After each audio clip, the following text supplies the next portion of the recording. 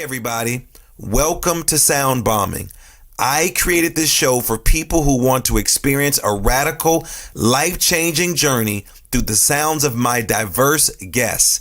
I hope that each sound you hear on this show will strengthen your faith, encourage your dreams, and challenge you to awaken the greatness within you. Drop the bombs. Drop the bomb. We're gonna drop the bomb.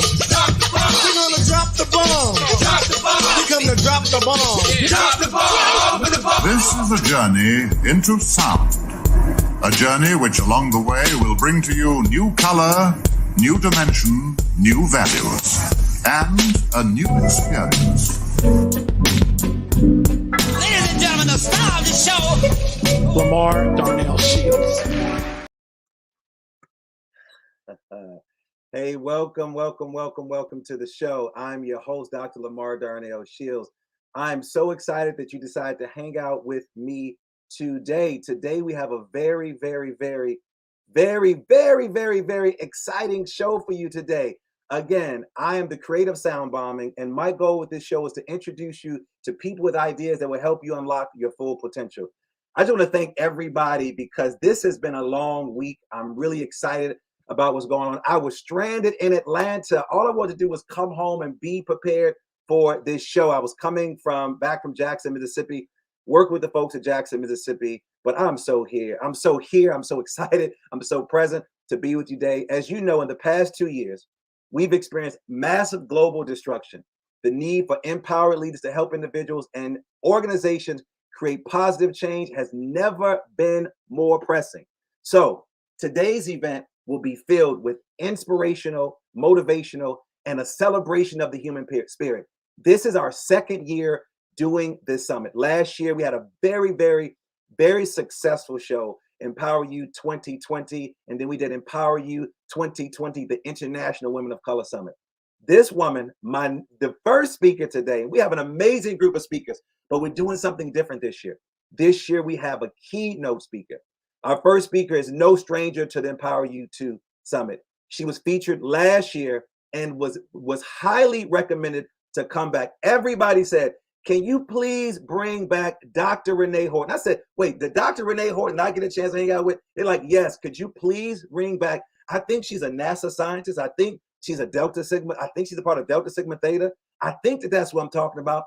But let me just give her a dope introduction. Dr. K. Renee Horton is a compelling and international and inspirational speaker who brings her epic personal story of expertise and incredible personality to each of her award-winning presentations. She is an advocate for diversity and inclusion in science, technology, and mathematics, or STEM, and works diligently in the community for STEM education and STEM outreach. Dr. Horton believes in changing the face of STEM. She is the founder of Unapologetically Being, a nonprofit advocacy group and mentoring in STEM. She was named 2019 Louisiana of the Year, featured in the Louisiana Life magazine. She is honored in a group of 9 individuals who stand in their professions, give back, and represent what's best of Louisiana. She is a native of Baton Rouge, Louisiana, and is a graduate of LSU, Louisiana State University, listen to me, with a PhD in material science. I don't even know what that is, with a concentration in physics from the University of Alabama. I think that's the team that just lost to Georgia. I'm sure she's going to talk about that. And the first African-American to receive this degree. In her job, she serves as a NASA space launch system. So basically, when people say it's not rocket science, listen, because she is a rocket scientist. In 2016, Dr. Horton was elected president of the National Society of Black Physicists. As the second woman to hold the office, she has served the physics community abroad as a member of the International Union of Pure and Applied Physics, Women in Physics Working Group, and currently serves on several advisory boards dedicated to more diversity and inclusion in physics. I could have used Dr. Renee Horton in my class when I was in high school, but she wasn't around. But in 2017, she was elevated to a fellow in the NSBP, which is the highest honor bestowed. She is the author of Dr. H Explores the Universe, a children's series book. Dr. H and her friends explores the ABCs. She was recently named the Silver Anniversary Artery Literature Award winner from New Orleans Alumni Chapter. Delta Sigma Theta in the building. Put your hands together for your friend and our speaker, Dr. Renee Horton. Hey, Dr. Horton, you need to unmute yourself, friend. I know. As much as I deal with technology, I still can't get that mute button right. Well, it's your time. I'm going to get out the way. I'm looking forward to your keynote speak. Take us away. Good morning. Good morning. Look, I just want to say thank you for having me back. And thank you to all of those who have requested me back. I truly appreciate knowing that there was something I was able to give you before, and that there's something you think that I have for you now. But I went into deep prayer and meditation over the last 3 days. And so I am filled to the brim. I was prayed over yesterday to be able to make sure that you have something that you need. This particular summit this year is about refocus. And a lot of times, we all go through that. I was happy though. It wasn't on the internet as much. New year, new me. That we didn't do that this year. People were talking about their goals or their milestones, or what this is going to be, my New Year's resolution. I didn't hear so much of that. What I actually saw was more action about what am I going to do to be able to change so that I can be a new me. My focus each and every day is that I'm better at who I am, right, the next day than I was the previous day. And so for me, there's a mirror right behind this cloth right here. And so every single day when I swing around and when this is not hanging, I'm looking at myself. So I want to know that I'm good, if nothing else, that I got integrity, and that my day before was good, and that I'm good with the decisions that I made, because I'm the first person who has to look at me and make sure that I'm good with me. So that's going to be my first thing. If you didn't catch it right there, you need to make sure that whatever decisions you are making, that you are good with those decisions and that they are in alignment for you. Now, the thing is, when we talk about refocusing and then rebranding or being a better person on who we are, and that you also need to be able to have some tools in your toolbox. And that is what is going to happen today. There are 5 dynamic panelists, 5 that are going to give you these different tools that you are going to be able to work with. The cool thing was I was looking at each one of their bios and I was thinking, man, let me make sure I can get what they got, right? And I was looking at it. It's like, oh, okay, I have this tool and I'm pretty good at this tool, right? So Rich talks about the stories and changing your life and changing your story. So think about that. You control the narrative of your story. You control the narrative of your story. So if today you got up and today you don't like Brussels sprouts and now you want to try Brussels sprouts, can't nobody do that. Can't nobody mess with you on that. And you can do that.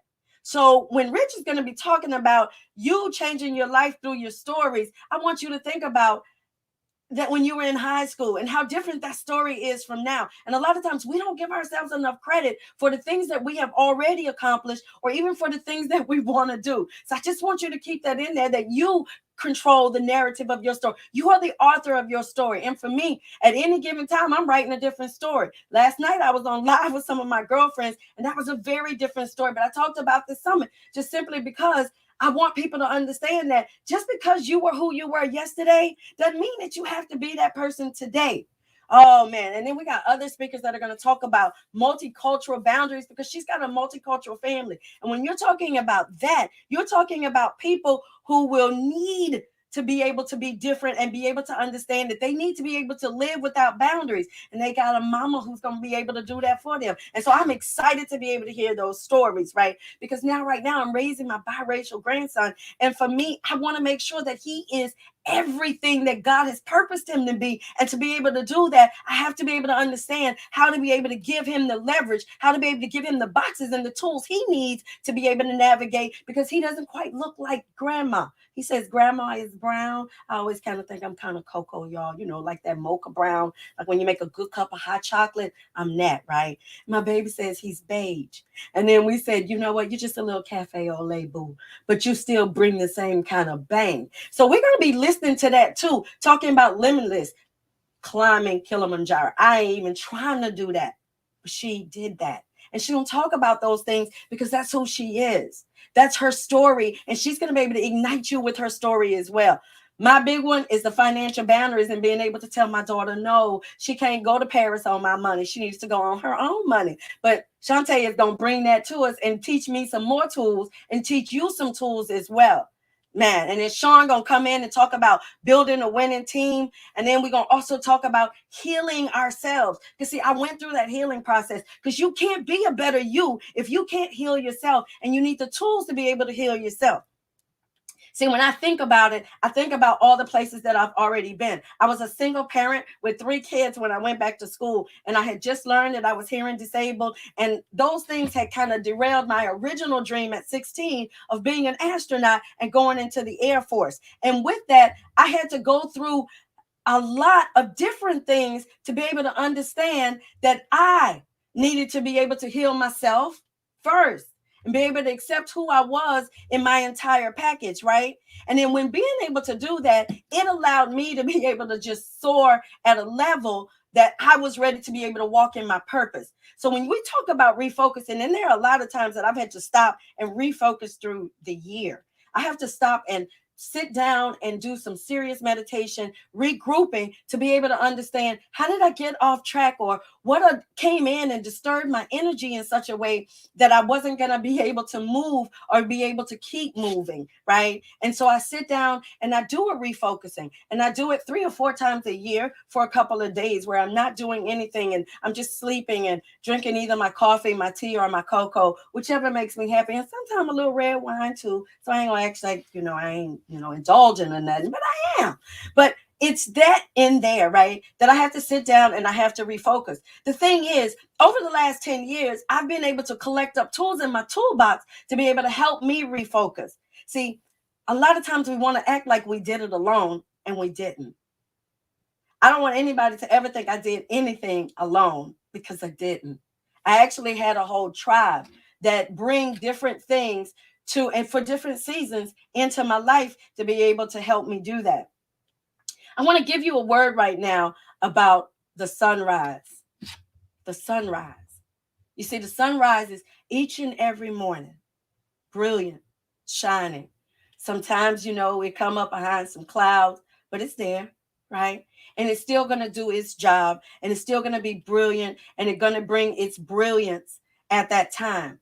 The catch is, the sunrise did not worry about what the sunset did. The sunset went down, and it could have been spectacular. But the sunrise came up the next morning, and it was brilliant and bright, and it came to do what it was supposed to do for us here. What I'm asking you to do is to not worry about what your past is. Don't let your past dictate who you are. Don't let your past say what you're going to be able to do, or the brilliance that you are going to be able to bring to the next day, the next year, the next chapter, better yet, the next minute. So that when you're telling those stories about who you are, you want to be thinking about it, that when that sunset, you were brilliant that day, but when the sunrise came, you were ready to be abundant, and that you were ready to be overflowing, and that you were ready to be giving it all you got. You was ready to be amazing. You see what I'm saying? That's my word for you today, is to not let the sunset, your past, dictate your sunrise, your present, and your future.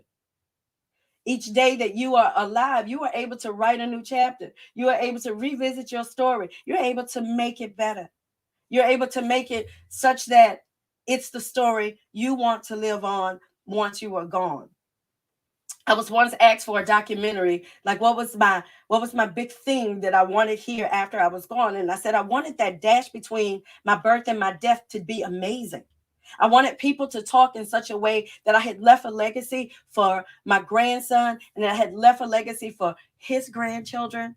And then they would be proud, and then who I am, and then what I was doing. That's the thing that motivates me. When I went through my refocusing period, I prayed for internal happiness. I wanted the type of happiness that was connected to nothing but me. And so I get to walk around in that today. So if you are here because you need to be able to get yourself back together again, I promise you, what they are going to give you today, if you put it into play, it will change your life. Change your life. Last year in the green room, I got to ask the chief financial officer of Comedy Store, like, if I had to be able to invest, what would I invest in? And I had just started investing, right? And he said, Go get a Vanguard account. I said, okay. So I was Googling it while we were on the thing, and he gave me all the information, and boom, I opened up that account. And I was able to keep putting into that account to be able to change that. And let me tell you, you are here for a reason. You were drawn here to this empower you to get what you need to be able to change who you are. We are here to refocus, and I am ready. I am ready to be here to hear what they have to say. And I pray and hope that you are here and open and willing to be able to get what you have for you. What they have for you. I'm going to change that. I said what you have for you, but it is what they have for you. My time is up. But we are here, and I'm ready to get this going. So, Lamar, where are you? You muted, Lamar. Hey, Dr. Horton, as always, you bringing the noise. I can smell the funk all the way from Louisiana. Let me just tell you, I don't think they realize who's in the room. Not only is this Mrs. Delta Sigma Theta, and I know you all just lost your national president, so sending prayers out to you. But it's so interesting when people say it's not rocket science. And I'm like, and Renee is a rocket scientist. I don't think you all understand who's in the room. For all those little black and brown girls who they said, let's just remove that. For all those girls who said that they can't become an astronaut, that they can't focus on science, that they can't hang out with some of these other guys that are in these spaces, NASA and all these other places that I know you work with, you have kicked in the door. You've given a new image to what it looks like. So I'm so excited you decided to hang out with me today. And listen, these people say you got to bring Dr. Horton into the room. So it's an honor to hang out with you. But before you leave, I'm so glad that you shared with our audience that you were going to be an astronaut, that you wanted to be, but then you couldn't because you had issues with your hearing. But you could have stopped right there. You could have said, you know what? Let me move on to something else. You know, I'm cute anyway, so I could do something else, right? Look at you. And look, let me tell you, and you know what? I always glance over that part of it, but I did quit. I want to let people know that I did quit. I quit because I didn't really understand what it meant to keep going or to how to overcome at that point. But I'm going to tell you, God allowed me to walk out into the world, right? And I walked out into the world and I kept saying, ooh, I'm real smart. Like it was like one of those things being constantly thrown back in my face because I was in situations where I was like, no, I don't get why they don't get it. And then 10 years later, when I went back to school, it was like, you know what? Yo, I want to be on a different level. I want to be in a different place. I want to be able to give everything that I have. And to be able to do that, I needed to go back. Then my life circled full circle. Because now I work for NASA and I've had my name go into space, you know, and it'll go into flight on a second time with the new project that I work. But it's just amazing to be able to watch your life go full circle and to understand. For me, I was able to take away from that. Everybody's path is not the same. So when I meet people and they're saying, well, this has already happened or this has already happened, I'm telling them, hey, I graduated with my PhD at 39. You can still have the life you want if you're willing to refocus and be intentional about that change. Well, you have set the foundation for today's conversation. You've set the bar so high that I would be afraid if I was in the green room right now and I got to follow the smoke that you left. So I want to thank you for hanging out with me. And I want our listeners to follow you, the folks who are live on YouTube and also on Facebook. Let them know how they can reach out to you. Hey guys, I made mine real simple. Renee Horton, PhD. You can find me on Instagram, Twitter, YouTube, Facebook, all of them. But Renee Horton, PhD, one word. Go and follow me. I've got some amazing things that are coming up. There's a documentary coming out on me later this year. All of that is going to be on the Instagram. There's some behind the scenes stuff that we're posting out on Instagram as well. And it's just going to be amazing. Looking at doing a talk with Verizon soon. So just go follow me, especially on Instagram. If you don't go anywhere else, go to Instagram. That's where I usually update, and Facebook. Those are updated all the time with where I'm going to be and when I'm going to be speaking. Well, thank you, Dr. Horton. You just set the foundation for our unbelievable speakers that have come behind you. Go and follow her. We appreciate you. Let me move on to the next one. Peace. Have a great day. I'll catch you later on. Hey, I told you we are on fire. Dr. K. Renee Horton, NASA scientist, set it on fire. But listen, we have a powerful lineup for you today. Our next speaker is an international best-selling author and is driven to support people of all ages to heal their relationship with themselves and to stop outsourcing their self-worth. I love that. Outsourcing their self-worth. Her clients become their own confident, resilient self-leader with healthier relationships. She is a certified life coach, board certified by the American Association of Drugless Practitioners, holds a specialty certification in calling in the one, conscious uncoupling, new money story, body positivity, and teen life coaching. She's also trained in conscious parenting. She aims to meet her clients where they are, supporting and guiding them on their journey to where they want to be, both personally and professionally. I want you to put your hands together for my friend Comedy Wood. Comedy, hey, welcome. I'm going to say welcome to Sound Bombing. Welcome to the show. Hey, Lamar, thanks so much for having me. And thank you so much for making me follow Dr. Horton, because there's no pressure there, right? So I'm glad you're hanging out with us today. Before I bring up our next panelists, let our listeners know what you're going to talk about today. So for me, the concept of refocusing is about letting go of external validation. How do we move from looking outside of ourselves to an inside-out approach? So we're talking about self-visibility, self-love, self-compassion, self-leadership, all in an effort to really solidify that relationship with self. Because truthfully, the relationship we have with ourselves is the foundation that we need to depend on in order to move forward both professionally and personally. Well, listen, I'm excited that you are here. I'm going to bring up our next guest. I don't see Sean Harper in the green room, Carrie. I'm letting you know I don't know where he is. So I'm going to bring up our next speaker. I thought Sean was going to be ready. I don't know where Sean is, but hopefully he will pop in soon. My next speaker is a best-selling author of The Extraordinary Unordinary You. She is a speaker, entrepreneur, and a mother to 6, let me say that again, 6 multicultural children. With her bold witticism, larger-than-life personality, and fearless attitude, she is a powerful force for good, sharing her journey of adopting 3 of her 6 children in foreign countries, her climb up Mount Kilimanjaro to raise cancer awareness, and all a funny, scary, and inspiring story that came along the way. She instills in her audience the powerful lessons that what you do matters. Help me to welcome Simone Canego into the room. Hey, Simone. Hi, how are you? Thanks so much for having me here. Hey, thanks for hanging out, Simone. Absolutely. Welcome to Empower You. We're here. This is the big day we've been waiting for. Let the folks that are at home watching and listening to us, let them know what you're going to be talking about today.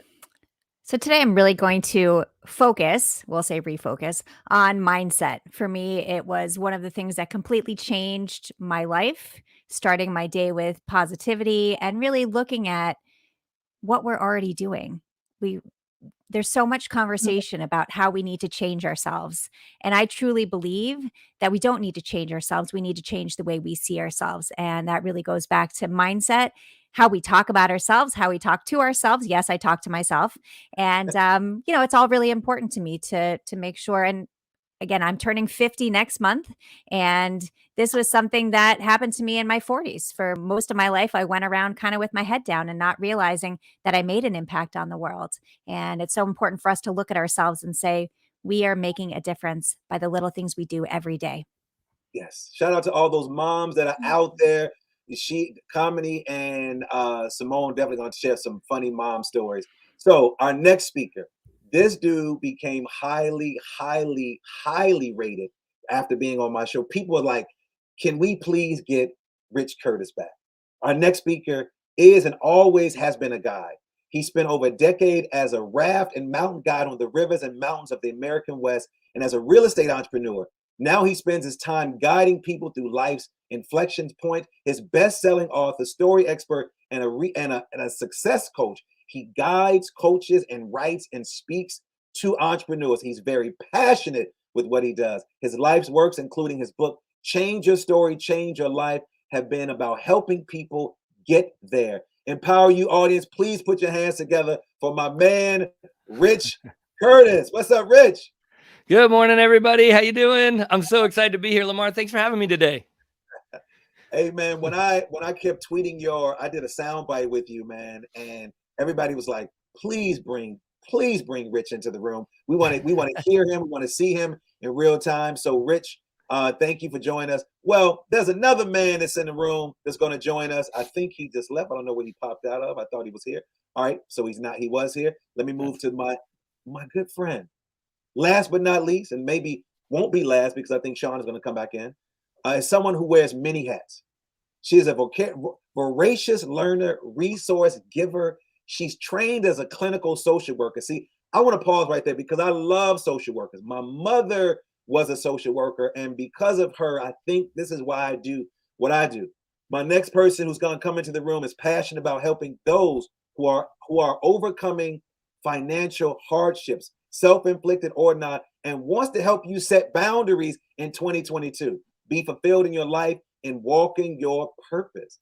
She is an HBCU sister of mine, didn't go to Grambling State University, but we're going to forgive her.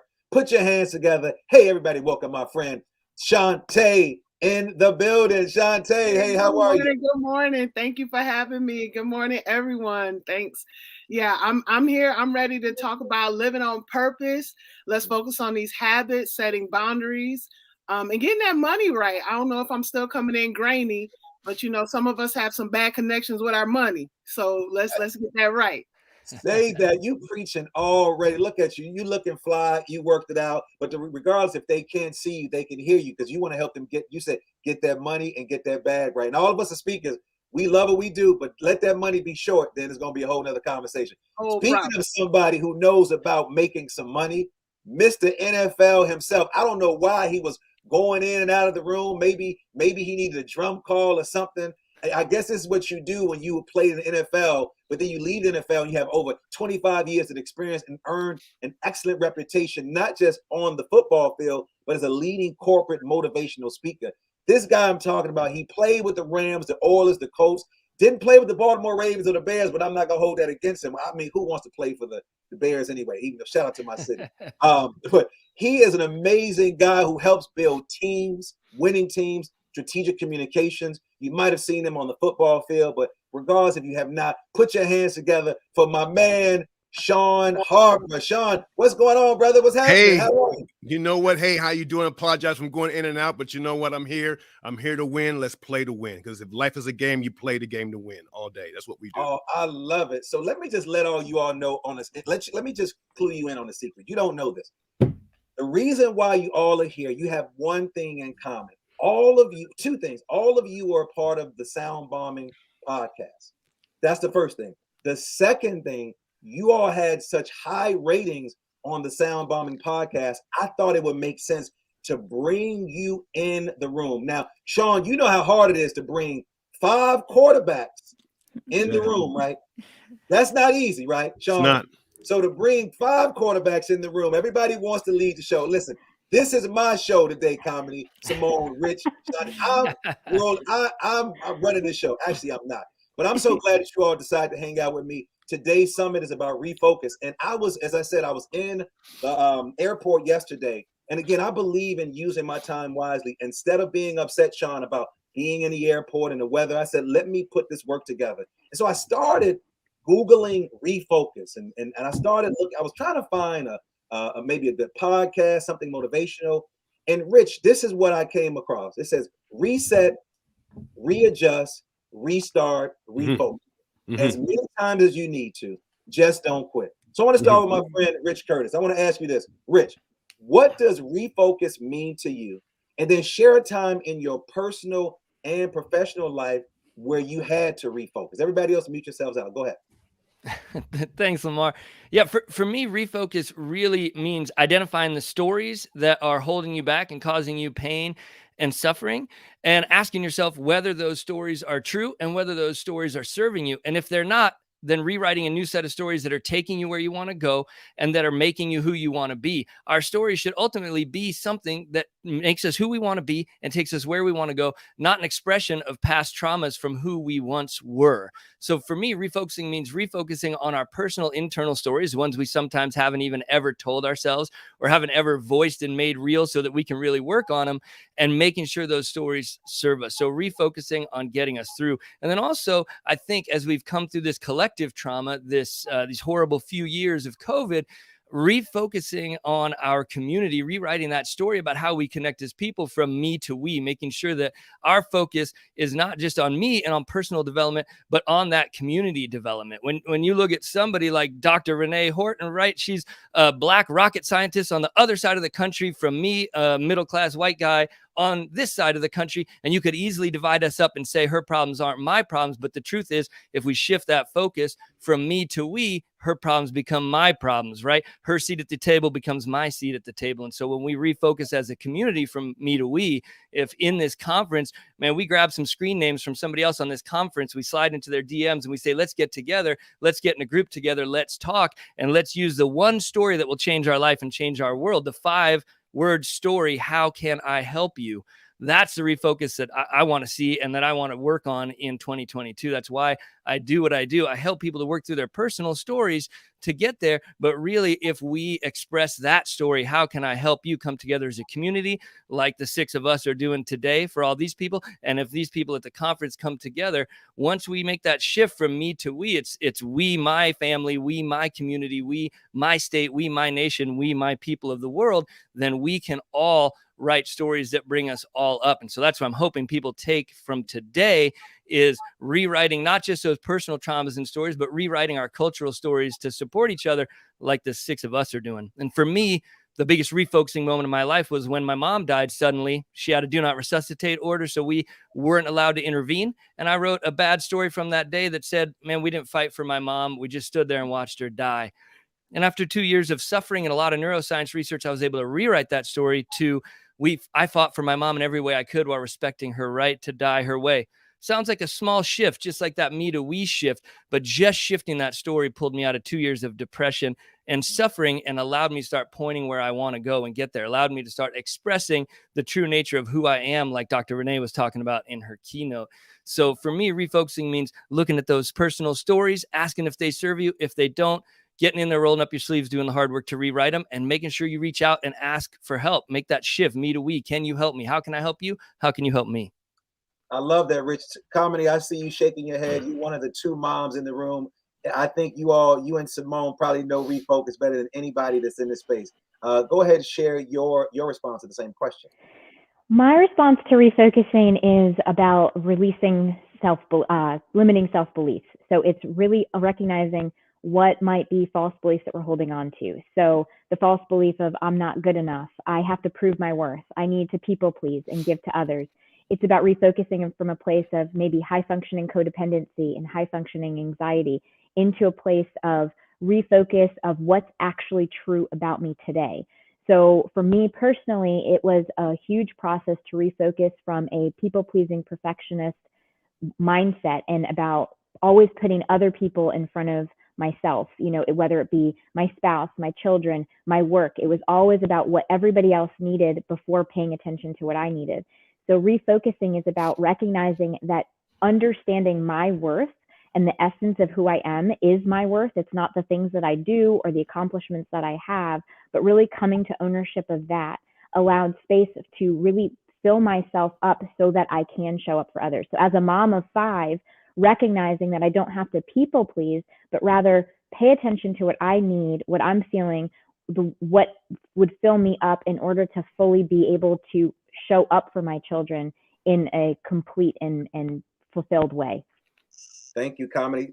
Shantae, we talking about refocus. I think your refocus is somewhat different. You've talked a lot about financial trauma. How have you shifted your refocus? Because again, my mom was a social worker. I don't know how she raised 4 kids, sent us to private school, made it happen. As Tupac said, made a dollar out of 15 cents, a dime and a nickel. You know what I'm talking about. Shantae, how were you able to refocus or reshift your mind as it relates to financial well-being to get us out of this trauma that many of us are dealing with? And then talk about the concept of trauma. Yeah, so I think for me, it was really just taking inventory of what was happening in my life. Like a lot of what I was going through was really focusing on everyone else. And that gave me an out.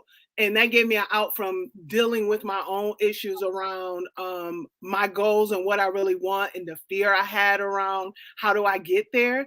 And so learning, I think right now for me, no is a ministry, right? I learned how to say no to people, and in a loving way. It took me a while to get to that loving part, but I learned how to say no. And then I learned how to really focus on not just my goals, but my everyday habits around money. What is serving me to get to those goals every single day? Because so many times our goals are so much large, they're so big that if we just focus on that, it gets us stagnant and we're like, oh, they're too much. But when we focus on our everyday habits, we start to move towards what we want and what we want to see in life. And so when we think about trauma, we usually think about the big T's of trauma, car accidents, fires in a home, things like that. But truthfully, it could just be small things of like, you want to be able to do things with your money, but maybe it's not, you don't have it all the time. You don't have it there, because what I notice is a lot of times people have the money, they're just misusing it. They're misusing what they have. And so that's when I think about refocus, it's about getting there, like getting real with what we have, and then how do we get what we want, but really make sure that we have what we need. I love that. So out of all of us in the space, you talking about somebody had to refocus. You got a guy who played in the NFL for 7+ years. Then all of a sudden he says, I'm gonna be bold enough and refocus and then start a business. But then also, if you don't know Sean Harper's story, he had all of these negative labels. Academic, they gave him all these labels that he could make it. He got caught up in the shoulds, all the shoulds, don't should on me. And so, Sean, as you talk about refocusing, how were you able to pivot from going from the NFL to then going to helping to reshape businesses? But then also, when you talk about trauma, you guys have trauma on a day-to-day basis when you're out there, ramming each other with those helmets. I think you are lineman, so you got hit every time. Share with us, Sean. Thanks. Go ahead, bro. Well, you know what? Thanks for having me on.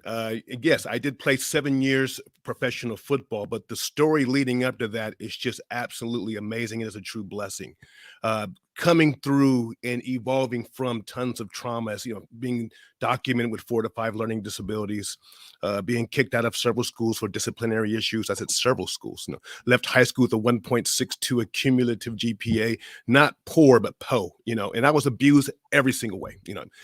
Every single way, literally. It was a huge struggle growing up, and voted most likely to fail. And I was not even honorable mention all conference in football. And going off to a junior college in Mason City, Iowa, the first year of the junior college, I set the bench, not one documented play. And I was basically rehearsing, I was rescripting the titles, the words, the trauma that was placed upon me. I was just replaying. And that's what is so powerful about what's going on right now, is that if you are able to go back and rescript and rewrite certain situations and circumstances and traumas, then you can now craft, you can script, you can write your own future. That is huge. And at the junior college, after the first season, I had a conversation. And the conversation was, you know what? I'll never be successful. You're right. I said, but I can win. Now that's everything, because all action stems from thoughts. All thoughts comes from your beliefs, and your beliefs are nestled in what I call, or what psychologists and psychiatrists call, your self-concept. Who are you? That is the foundation of everything. Who are you? And I made a decision that day. I said, I'm a winner. I am a winner. I played this game to win.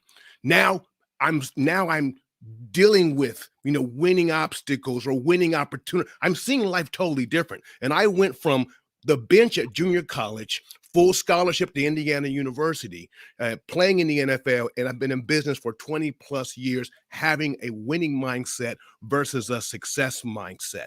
And that has helped me, and has propelled me, and has enabled me to win, or to have what you would call success in any situation and circumstances. Well, you talk about winning. I appreciate what you said, Sean, but I want you to win and adopt like 6 kids from 6 different countries, take them all over the planet, raise them. I think somebody's in the room that knows about winning is Simone Canego. Simone, You know, I hear Rich talk about, I mean, I hear Sean talking about overcoming obstacles. I hear him talk about trauma and also how he was a refocus. I mean, you talking about refocus, you have kids, and I love the photo in the background, all types of hues, shapes, sizes, different places. What did you have to do as a woman to, you know, to refocus where you wanted to go as it comes to raising your children, and so where you actually coming from? What was sort of your backstory? Because who all of a sudden decided, when I want to just adopt kids from all over the globe? I guess me. You know, it's interesting also listening to what Sean was saying about people. It's hard to not have that support system. And for me, refocusing is really about asking myself what I want. We hear so much in the world about what we can't do, and that, I can't do this, I can't do that. Oh, I'm not able to do that. And my response is, do you want to? Ask yourself if you want to. And that's what I started doing with myself.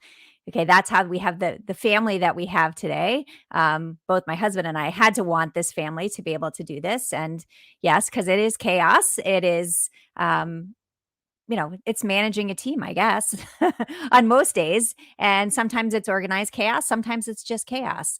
But it has been such a life-changing experience for us. And actually, our family has kind of created the life that I have today in terms of speaking and sharing my stories, and going back to Rich, like really crafting your stories, because what you say to other people, how you share your information, if I can inspire one person, then it's worth sharing even the most difficult moments, because that's how we connect as humans. And it's so important for us to realize that we make a difference in the world, and that by asking ourselves if we want to do something, the way I climbed Kilimanjaro, did I want to do it? Yes. Did tons of people say to me, oh, you'll never be able to do that? I'm not exactly an athlete, but that was my mindset, is that I want to do this, and I set the goal and I put in the work behind it. And I think that we need to refocus ourselves more on that, in terms of asking ourselves, what do we want to be doing, instead of listening to everybody else tell us, oh, you can't do that. I love that. You talked about climbing Mount Kilimanjaro. Some people can't even climb out of the bed in the morning. Somebody right now, Simone, is watching our show in the bed, don't even want to get out of bed, regardless of where they're watching us. They're watching us. So the big questions help us to reframe our thinking. It has something to do with Simone just mentioned. I want you to, the big questions, they cut through the clutter of our daily lives and push past the obstacles we assume are there, but they also spark us to move to action, to appeal to better selves, and to reconnect with our life's purpose. They also help us elevate without immediately negating our biggest dreams for the future, which is something that you did. So in business, these questions can help us refocus our priorities instead of the noise around us, and also in our personal lives. So I want to start with you, Rich. What are some big questions you use for discovering your purpose and refocusing your priorities? And after you respond, then I want to bring Shantae back into the room. Yeah, absolutely. It's like a softball pitch to me, because, I believe the quality of our life is directly proportional to the quality of the questions we ask and the stories we tell ourselves. And I think for refocusing your life, too often we start planning from where we're at instead of where we want to be. So I taught people how to raft guide for 16 years. And when we teach them how to read whitewater, how to scout a rapid, we scout them from the bottom up. Because if you just start looking at the decisions you need to make for the rock that's in front of you, you're not going to know where you need to be to exit the obstacles at the bottom. So we need to shift our focus to scouting our lives from the bottom up. So if you sit back and you just give yourself a blank sheet of paper, an open sandbox, a moment to dream, and you ask yourself, where do I want to be 5 years from now? And if you get really granular with that, what do I want my work environment to look and feel like? What do I want my community to feel like? What are the people around me like? What color are the walls in my office? What does my chair feel like? What is the work I'm doing? And what are the feelings attached to the work I'm doing? And you envision what that would be 5 years from now in your ideal life, everything going the way you want it to do. And you just take the time to set that endpoint and get clarity on that endpoint, asking yourself where you want to be 5 years from now. Then you can fill in all those pieces, all those other moves to run that rapid to get there. So, of course, to get out of your stuck in your rut, I always say the most important question is, what's my story about this? And is it serving me? Right? So you can get on the path of rewriting those stories.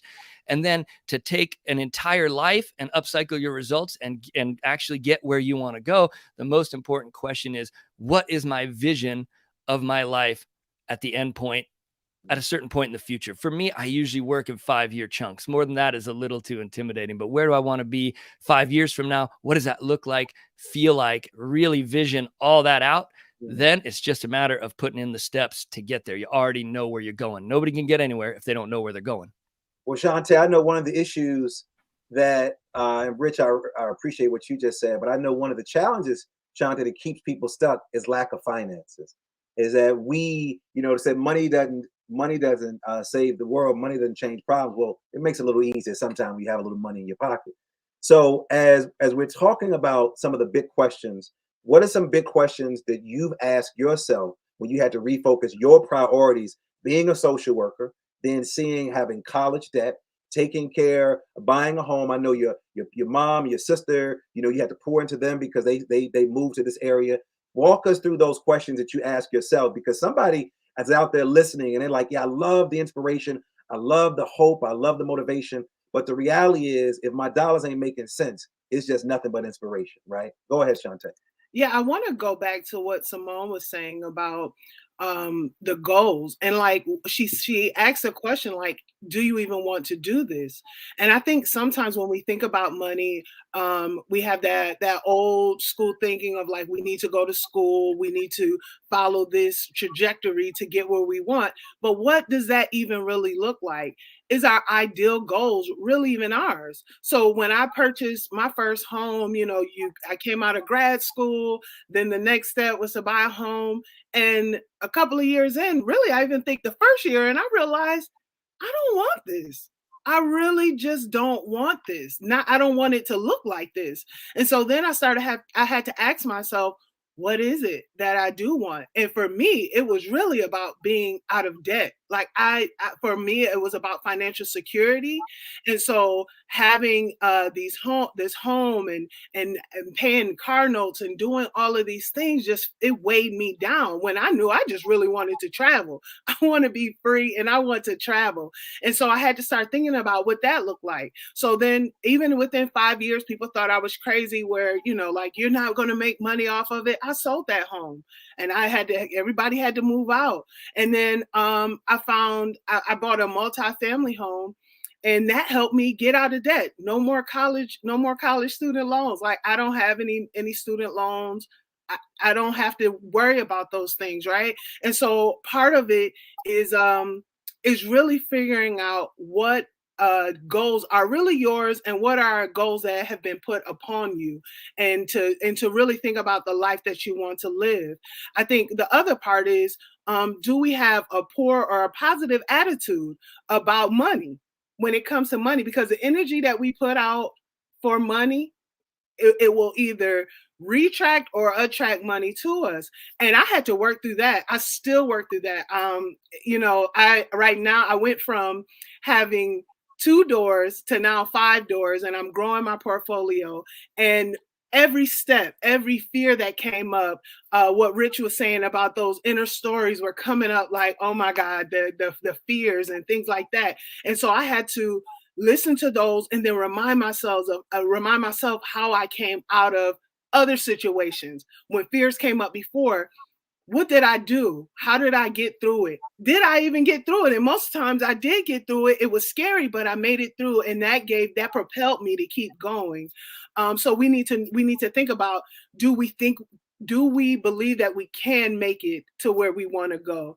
And then, do we have any support systems? Do we have strong support systems around us that we could talk to about these things that will motivate us to keep going? Sean? I also think that one of the powers of being able to refocus is not just when you are refocusing from the inside out, but when life forces you to refocus. And if you are able to adapt, if you are able to develop that mindset of constantly and continually evaluating your circumstances, and craft your life and your business, your lifestyle to be able to refocus on the dime, makes you extremely powerful. I'll give you an example of that would be the situation that we're all dealing with COVID-19. To me, that is a paradigm shift. And when you have a paradigm shift, it has the potential to interrupt your entire game. Okay, your modus operandi, everything switches at that moment.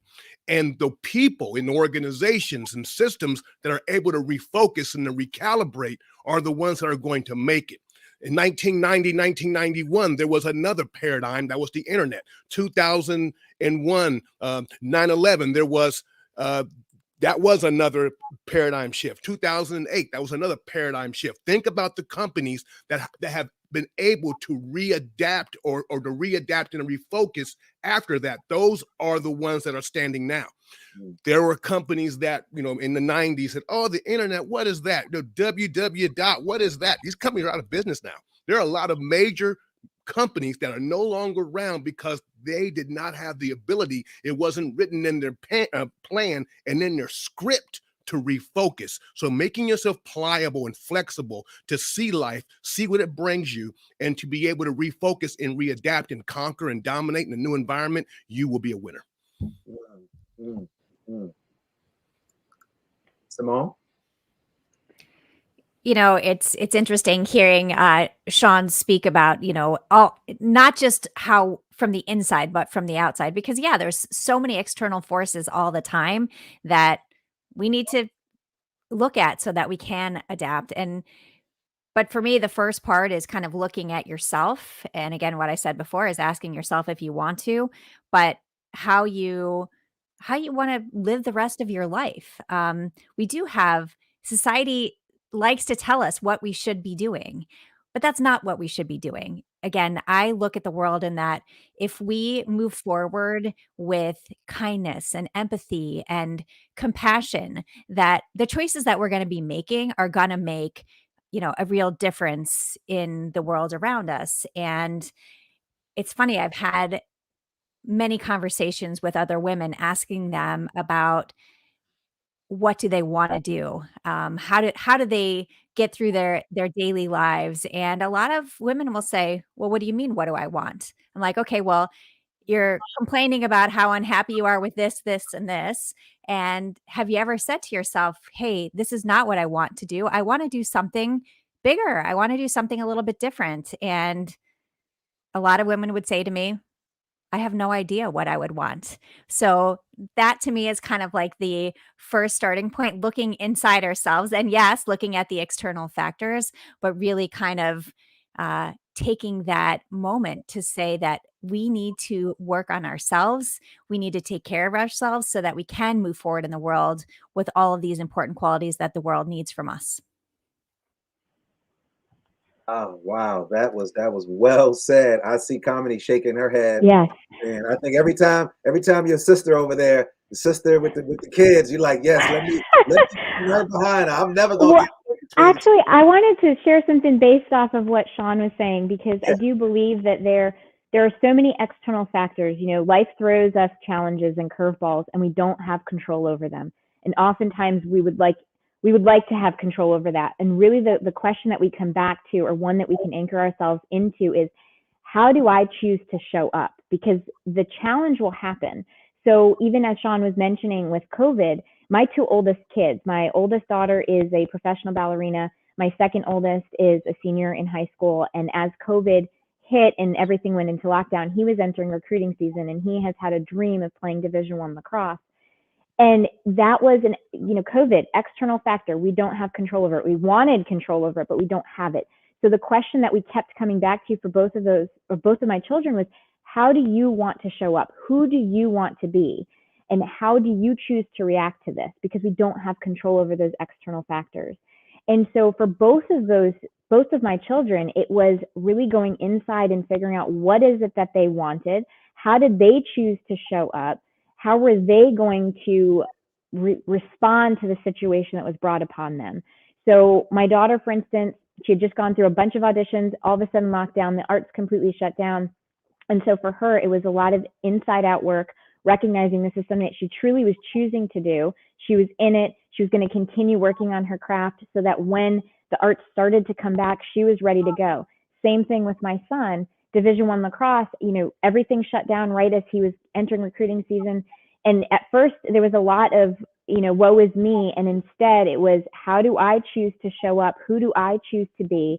And he would go to the fields every day at 6 o'clock in the morning on his own without any prompting from anybody else. And as soon as everything lifted, lo and behold, he's now on his way next year to play Division I lacrosse. So it really is about where do we see ourselves, and how are we going to choose to respond to the situation in front of us? I'm so glad that you brought that up. I have my daughter who attends Prairie View A&M in Texas. When COVID hit in 2020, our mom and I had to sit down and let her know that she was not going back to school. Texas was a hotbed. Texas, Florida, Mississippi, Louisiana, they were hotbeds. And so we pulled her out of it. And so she came back home. But then, of course, she started working. She had she wanted an apartment. She had a dog and a boyfriend. So school was like, but she was still going to school virtually. She tried to blame it on COVID comedy. I think it became the boyfriend, the boyfriend, the apartment, the job, and a little freedom. But reality kicked back in, and I started seeing all these articles because in my real world, I'm a researcher.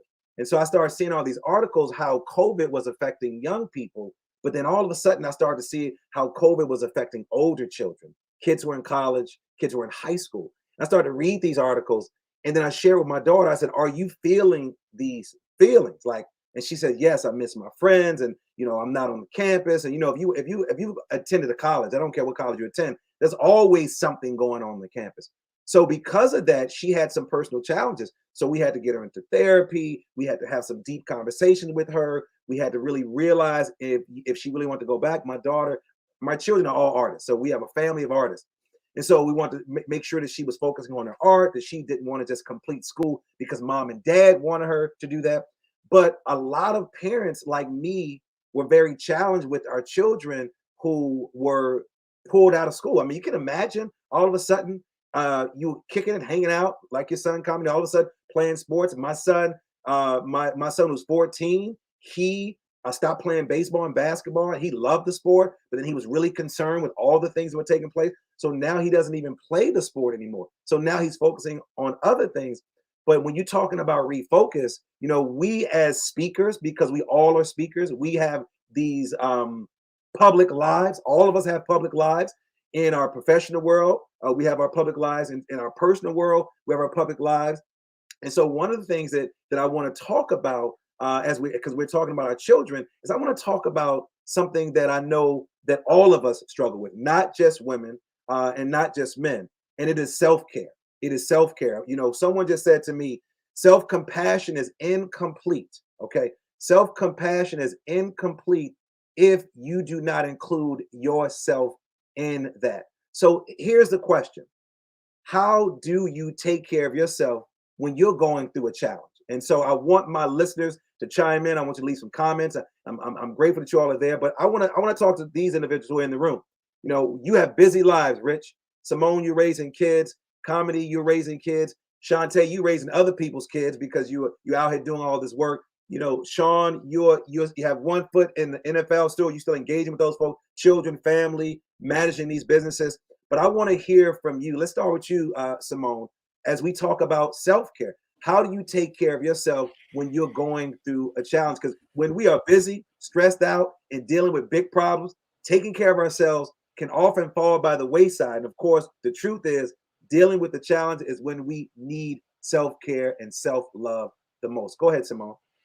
I would say for the first 40 years of my life that there was not much self-care. It was what I was doing for everyone else. And finally I realized that, hey, if I don't take care of myself, it makes it much harder to take care of anyone else. So things that I do morning affirmations. I stand in front of the mirror. When I say that I talk to myself, and my kids laugh, but one day they'll realize that starting your day with positivity makes such a huge difference in how you move forward in the world. But I had to remind myself that self-care isn't selfish, it's self-love. And one of the most important things for me is for my kids to see how important it is to love yourself, to believe in yourself, to take care of yourself. it makes me better. It makes them better because they see that I'm better. And they're sponges. They see everything we do and they hear everything and they model. We're their models. And so when they see us take care of themselves, guess what? They're going to be doing the same. And that's why it's so important for me that I take these moments. And even if they think they're funny, that's okay. They call them my mirror moments, but they do understand that taking care of themselves has to be a priority so that they can go out in the world and do great things. So again, self-care is not selfish, it is self-love. Rich, what do you got to share, buddy? Yeah, I think as I was digging myself up out of that depression from my mom's death, in addition to the story research, I did a lot of research onto happiness. And happiness really came down to really good habits in a lot of ways to promote the right neurochemical environment in your brain for happiness. And so there are 4 activities that I do regularly that I talk about in my book called The Core 4, which is at least 10 minutes, but better 30 minutes of meditation or mindfulness a day. 30 to 45 minutes of exercise a day, at least 8 hours of sleep, and a strong daily gratitude practice. And when you put those 4 habits together throughout the day, you're actually changing the structure and the chemical environment in your brain to be more conducive to happiness. And if you are happier and calmer and more centered, then you're going to show up better in the world in everything you do. I'm a better dad when I do that. I'm a better husband. I'm a better coach. I'm a better me. So self-care, it starts with that story that, I'm important, put the oxygen mask on me first. And then it progresses into developing the right habits and being consistent with those habits that are proven by science to just create that right environment in your brain to set yourself right for the day. Sean, what you got to say, buddy? In addition to prayer, meditation, alignment, mindset, one of the things that I've learned, and I've actually picked this up from an individual who played like 19, 20 years professional football named Jackie Slater. He's probably the best offensive tackle that ever played the game. And this is Jackie's secret, is that in practice, he took me and 2 other rookies, and we have to stand behind Jackie, and we would watch his pass sets every day. We had to code his water and watch his pass sets. Now he's an all-pro offensive tackle. He's turning to these rookies like, how's my line? And we would say, Jackie, your line is off. Your line's in. Your line is out. Work on your sets. You got rookies coaching an all-pro. And he had the humility to have other people in his life that would call him out, that would issue a word of correction. And what I was able to do from that is I'd handpicked a few people and say, hey, any given moment in business, in life, even now, you pick up the phone. If you see something that I'm doing, or you see that I'm, moving too fast, you have the authority to call me out and say, shut it down.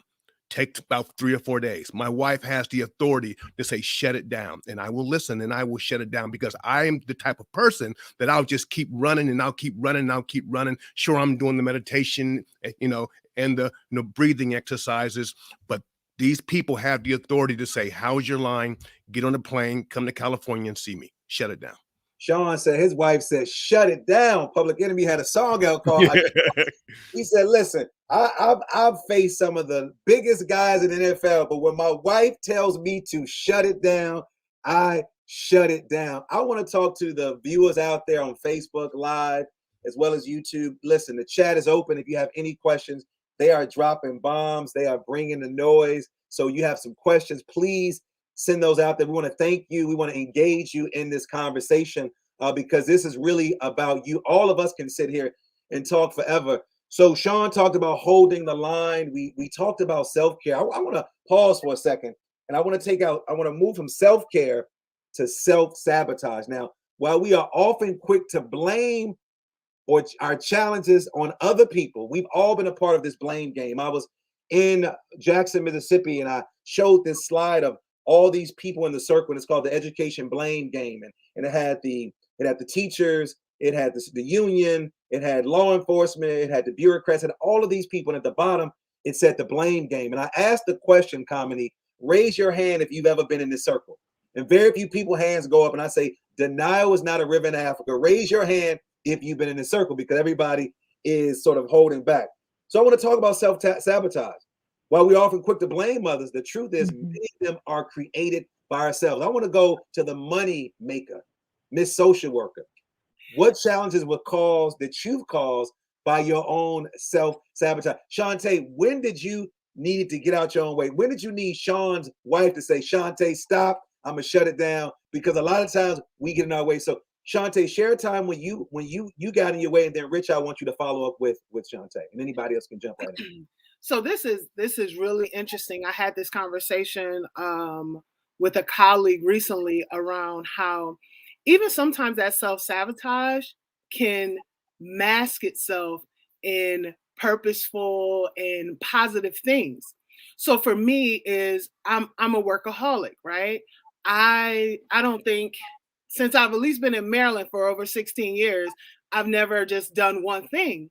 And so after a few years, I started realizing that I was using work as a way to not focus on my life's goals and like my inner being, right? Like really getting into my body and what I need to do for me. And on the outside, it looks like, oh, we live in this society where, being a go-getter is so positive. It's what everybody wants to do. But I realized that that was my self-sabotage. Every time I felt unsure in my life or I had something going on, I'm picking up a new project. I'm doing a new job. Half of the time, my mother didn't even know where I worked or what I did because I was always moving. And so we have to get into ourselves and really realize what it is that we want and then stay that course. And no matter what it is, I see it. I think it was Simone was talking about mothers. A lot of times mothers go inward into their motherly duties. And that's that's a positive thing, right? You're taking care of your kids. But does that mean that you're not really looking at what you want and what you need as a person? Because those kids are going to grow up and get out of the house, and then you're left with yourself. And what is that? Outside of that mother role, what do you have? And so I think sometimes we have to look at even those positive things. Are we using those as a mask to not deal with our inner works and the things that we need to do for ourselves? One of the things I want to add before Rich jumps in, I heard Shantae say that our kids eventually are going to move out of our house. I'm still waiting for that day. The one person who's on the call with no children, talking about, eventually they're going to move out of their house. I'm waiting for that day to happen. But I want to go back to something that you said about constantly moving and moving and moving. In this country, and I've been to many countries, we focus on a lot of doing and not enough of being. So for example, Simone and Comedy and Sean and Rich and all the folks that are listening, when we're kids, someone says to us, what do you want to do when you grow up? What do you want to do? And Renee did a great job of, being, I'm doing that, asked her, what do you want to do? But we don't focus enough on what do you want to be. So we put together this to-do list. I like to call them, the to-be list instead of the to-do list, because in the world, it's like you want to stay busy and busy, be busy. But let's focus on being. Like, I want to be kind. I want to be present. I want to be available. Not I want to do.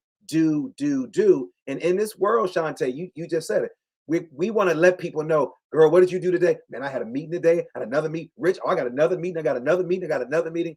But nothing about being, that I was present, that I was available, that I had to do those things. Rich, talk to us about that self-sabotage and then being versus doing, and then Comedy, I want you to come right in behind.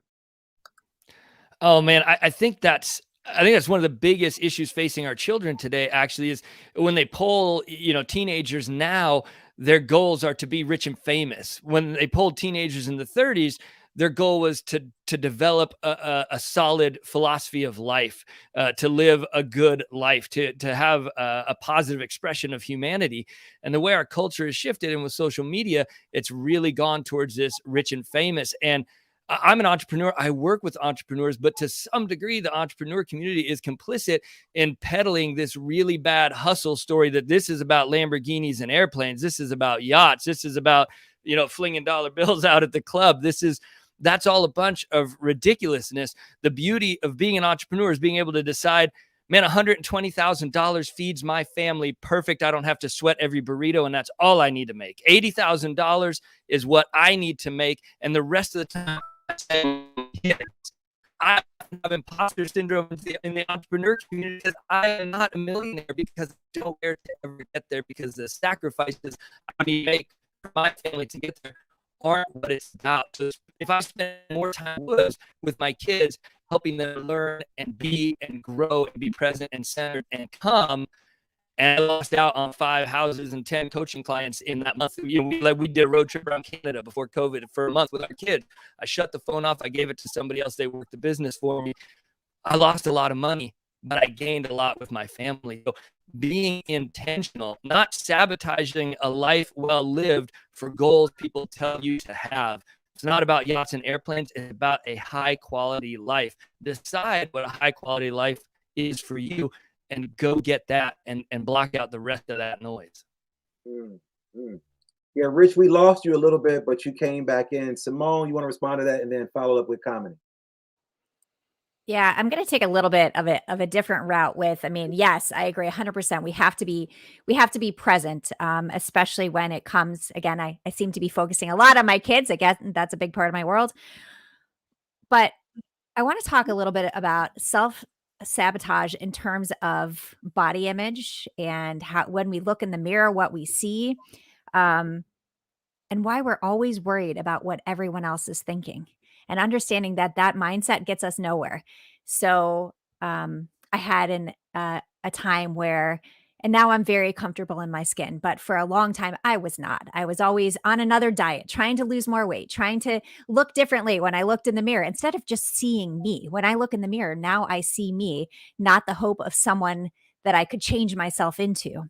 And there was a time where I literally was getting dressed for an event, and I'm like mumbling under my breath about how unhappy I am about how I look in my clothes. And my daughter said to me, "First of all, you're beautiful. That's what people see. And you need to stop, because you're giving me a complex by talking negatively about yourself, by not seeing the beauty that you have. You're making me, when I look in the mirror, what do I see? Well, I look just like you. So how do I feel about myself?" And that was a really big moment for me to say, stop sabotaging yourself. Stop making excuses. Look at yourself and see what really matters. And that's who I am, and not who I'm trying to be. And for me, that has been a huge, huge thing in my life. And it really put, on the back burner. I'm not worried about what anybody else is thinking. I'm not worried about when someone looks at me and says, "Oh, wait, do you think she gained some weight?" Does that really matter? It doesn't matter. What matters is how I move forward in the world, how I interact with other people, and how my children get that self-confidence to be able to do the same. Yes. Go ahead, comedy. Well, Mark, I really appreciate what you were sharing about the idea that with our teens and our kids who are going off to college, so often they're asked, "What do you want to do? What do you want to do?" And it is so important to ask, who do you want to be? It goes back to that really important question that I mentioned before. How do I want to show up? How do I want to engage with my world? So one of the things that I have put into practice for myself, and I talk a lot about with the clients that I work with, is spending time each day and being really conscious and aware of being grateful for how you showed up. So it's letting go of the things that maybe you didn't get done on your to-do list, and instead taking time to say, I'm really grateful that I showed up, and then fill in the blank, because that's how we acknowledge ourselves for being and for how we engaged with our world. My perspective on self-sabotage is a little bit of, it's a different outlook, where I tend to find that a lot of the people that I work with will engage in self-sabotage as a means to protect themselves. So again, it goes back to this idea of control. If I can control the fallout, then it won't hurt so bad. It's almost a false belief. So a lot of people will end up self-sabotaging in a means to have some semblance of control over how they're going to manage the thing that didn't go their way. So if we can recognize that when we are self-sabotaging, a lot of the times it's because we're afraid of something, or there is a fear. And I think Shantae mentioned fear as part of self-sabotage. We can refocus that and ask ourselves, am I afraid of a certain outcome? And if it's really the outcome that I'm afraid of, what about finding an action that we can take that doesn't seem so fearful and fear-based? Because then we're moving ourselves one step in front of the other. Mm-hmm. Sean, what are your thoughts about that? What was just shared? I think it's absolutely amazing. I call it the law of the 212. And what that means is that water is water at 211 degrees. At 212 degrees, water boils, and boiling waters change the world. That resonates so much with me with what she just said is because there are levels that for years that I was aspiring to get to. But I noticed in finances, I noticed in certain other areas in business, is that once I got to a certain level, things would begin to happen and I would begin to self-sabotage. And it came down to being, just transparent moment because, people need this, is that it was a heart issue, that there was trauma in my heart. There was a fear. There was a situation and circumstances that happened. And I had to bring in a coach to go in and unlock that out of my heart that was given off the vibration, that was creating the sabotaged situation. Had I not had that, as far as married, I've been married about 23 years, it wouldn't have happened. Why? Because I was emulating, or I was repeating the cycle through trauma that happened with the divorce with my mom and dad. Financially, I was repeating it. So going in, taking the halftime moments, as we say in the NFL, taking the halftime moments, bringing in specialists like the ones here today are amazing, bringing in coaches to go and say, let's put our finger on this right here. Let's rename that. Let's rehash that. Create a new story. Have a moment of repentance. Have a moment of forgiveness. And let's move past that and rescript your story with new characters, and you'll win. Winning, by the way, to me, is the fullest example of who you are physically, mentally, socially, emotionally, financially, and most important, legacy. That's winning. It's not always getting to the top and being number one. Wow. So that's a great transition, Sean, into my next question. I love storytelling.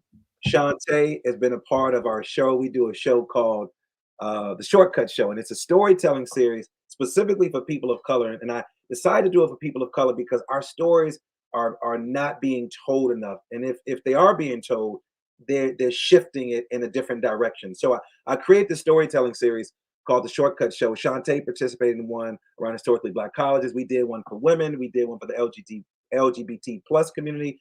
We did it for teachers. We've done some amazing shows. And in my work, I talk about the power of story. Now, that's a great story that I love. I'm a TED speaker. For those that don't know, I've done two TED talks, and one of my favorite is by Chimamanda Ngozi Adichie, who's from Nigeria. Great storyteller. And she talks about, of course, the power of story. It's like one of the top TED talks that are out there. And she talks about the danger of a single story. And I'm not going to go into, the depths of her story, but she, growing up in Nigeria, she had a perspective of America, but she also had a different perspective of other Nigerians who was poorer than she was. She was poor, but then she had there was a friend named Fide that he was poor, and her mom had to pull her back. And then she comes to America and she's dealing with that again. So Sean talked about stories, and stories are powerful. And I think what tends to happen is that we tell these stories to ourselves. And Simone talked about how her daughter had to pull her back. Mom, you're beautiful. You're great. You know who you are. And I'm sure even though your daughter was telling you that, somewhere deep down inside, we still felt somewhat inadequate. Let me give you an example. Oprah Winfrey. I love Oprah. For those who know me, I love Oprah Winfrey. I love Will Smith. Just shout out to Will Smith. Great book, Will. I love it. But I've been watching a lot of them lately. And Oprah shares the story about all the people that she interviewed. And she's interviewed thousands and 100,000s of people. And she said what happens 100% of the time, maybe 99.9% of the time. She said after the interview is over, now she's interviewed the Queen, you got the Queen, Aretha Franklin, the Queen, you got the Queen of England, you have all the queens, interviewed Prince, Michael Jackson, Michael Jordan, Beyonce, anybody you can think of, she interviewed them. Presidents, ambassadors. But she said at the end of the show, at least 99% of the time, all of these people from Bishop Desmond Tutu to Mary J. Blige to Prince to Michelle Obama, after the show was over, they all said, "How did I do?" Now think about this. You interview Barack Obama, you interview Desmond Tutu, Nelson Mandela. Who cares how you are that person? But deep down in our mind, there's a single story that's been created, even though we are a rock star in our world, as a speaker, as a lecturer, as a mom, as a dad, and as an NFL player. And Rich, I know you spend a lot of time on this, but I want to hear from all of y'all. What are the dangers of the single story of the NFL player? What are the dangers of the social worker going into debt? What are the dangers of a single or a mother raising children from other countries, speak different languages, look different? What are the dangers of a mother trying to run up an organization, a company, and then be supportive to their partner? What are the dangers of someone who loves to be outside the outdoors, but it's not bringing any money? Talk to me, Rich, and everybody in the space. What are the dangers of the risk of living with that single story? Go ahead, Rich. Man, I was thinking all about that as Sean was talking, because as he articulated each of those traumas, every one of our traumas writes a story and we don't even know it's being written. It's like a record player. A light, happy experience cuts a shallow groove, and a traumatic experience cuts a deep groove. And each one of those, childhood traumas or even adult traumas, creates a story that we then live out if we don't take the time to fix it. And in my life, that one bad story about we didn't fight for my mom, we just stood there and watched her die, almost destroyed my life. It plunged me into 2 years of depression, grief. I was really, really, truly struggling to get up and keep moving in this world. And that one story, easily could have killed me. And for so many people, coming out of this pandemic, all the bad stories, the traumas, and the real hardships they're dealing with are really taking these stories almost to the point where they are a threat to life. And we all have them, and we don't even know the extent to that each one is working on us. Like for myself, I still have bad stories coming out of my guiding days. 2 are nobody dies on my watch and I go to bed last, which means I am ultimately a protector and a caretaker for my family, which means, I will set myself on fire to keep you warm. I will keep going when I have nothing left. Trying to be a dad and an entrepreneur and a provider and a partner and a husband in this pandemic has had me pouring from an empty cup for over 2 years, because I live out those 2 bad stories. And so not taking, and then doing that ultimately, ironically, makes me a worse father and a worse partner and worse at all the things I'm doing, because I'm pouring from that empty cup, which kind of flows back to our self-sabotage and our self-care discussions. But ultimately, these bad stories, they can go anywhere from just giving you a bad day to becoming a threat to life. These stories guide our actions, our thoughts, our beliefs, and our feelings, and even our neurochemistry at the deepest levels of our brain and the survival centers of our brain. And so taking the time to root out and fix these stories and create stories that take you where you want to go and that serve you is one of the most important efforts in your life. And like Sean said, if you need people, this is that going from me to we again. If you need people to hold you accountable and help you with those stories, it can be a coach like one of us, or you can just assemble your own board, your group of people, like Sean said, that holds you accountable and that can be there to help you and say, man, you are still living out that bad story. You're still, rocking that same cycle. It's time to change. Well, Lamar, can I just jump in real quick? My perspective on trauma is there's the big T traumas and there's the little T traumas, and they both create stories, right? So big T traumas, and Shantae talked about this before. It's like, the car crash or the big thing that happens. But there's also these little T traumas that happen to us, or just experiences we have that create these. We internalize those experiences and create those messages for ourselves. We make it mean something about ourselves, which then lead to these stories. So a story that I told myself for a long time was that my worth came from doing for others and making them happy, which led to trying to serve from an empty cup. But that wasn't because of a big T trauma. It was just growing up how I grew up, which, by the way, I have no remorse for, but it's just the experiences I had and the messages I received. I had internalized them and made them mean something for myself. So when we're talking about the stories, it's about recognizing how we may have internalized different experiences and created a story, and taking the time to become aware of it, because awareness is the doorway to change. So as we become aware of those stories, we can then take the aligned action we need in order to rewrite those stories or to release them and start writing a new one.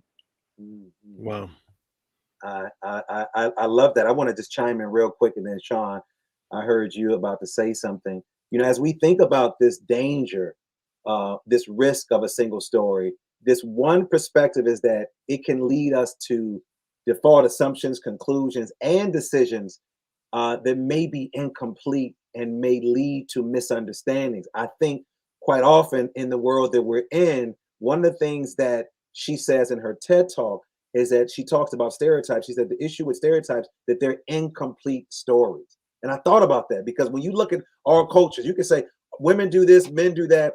And in our world, some of it is there a level of truth. But what she said is when you're telling these stories or when you're talking about stereotypes, they're incomplete. So quite often we have to come up with strategies to then retell the story. So then Sean, how did you then retell your story? Because I've heard your story. I've watched you in tears. I watched you shaking the chain. Yeah, I did my homework on everybody. I watched you talk about how you were labeled and how that made you feel. So how did you then retell your story after there was a story that was already laid out for you? Share that with us. Wow. So the decision of becoming the thermostat, not the thermometer.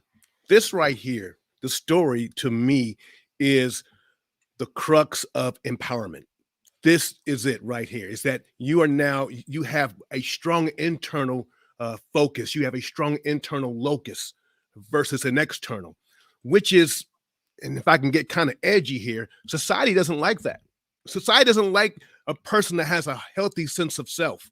Society doesn't like an individual that's able to recast and retell their story because it strips them of power.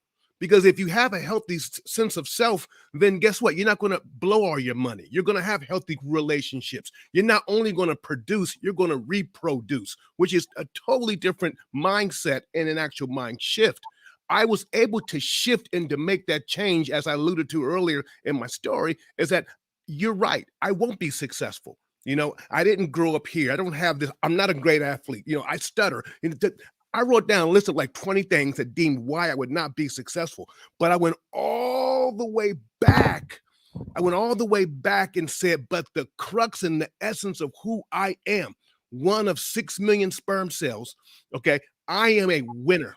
And the moment I said that, now I was able, the essence of who I am, now I'm able to recast and to give and to forgive every situation, circumstances in life. Now, to be honest, it's not easy. Certain things I have to work through. I'm still working through them right now, but I'm mindful enough to know that when I have halftime moments, which is right now, that I get real quiet and I isolate and I work through and I forge through and I fight through the moments and the traumas with myself and with coaches, and I rename and I rebrand and I come out on the other side. Forgiveness is so powerful. Forgiveness is like the secret weapon to this thing right here. Forgiving yourself, number one. Forgiving others, number two. Forgiving life, and then to move forward. Because if you live in the past, you'll die in the present. I love that. I wrote that down. A halftime moment. As Oprah would say, that's a tweetable moment. This is a halftime moment. Shantae, step up to the microphone, put on your gear. Why don't you go head toe to toe with Aaron, Sean Harper. You ready for him? You from New York. You ready for him? What you got to say, Shantae? Listen, he hit me hard with the last line, the live in the past, you die in the present. I was like, whoa, that was a big one. I just wanted to say, I think a lot the stories that we tell ourselves, and we're all talking about that, you know. With me, I focus on the emotional side of money. So you don't come to me if you want to learn about the best Bitcoin and all Dogecoin. That's not what I'm going to talk about. I'm going to talk about how we relate with money. And so a lot of the people that I talk with and hold space for, when we start talking about budgets, and you know, it comes up, I'm not good with money, or budget, you know, they max out a credit card, so now all of a sudden they don't know how to deal with credit cards, they don't understand credit.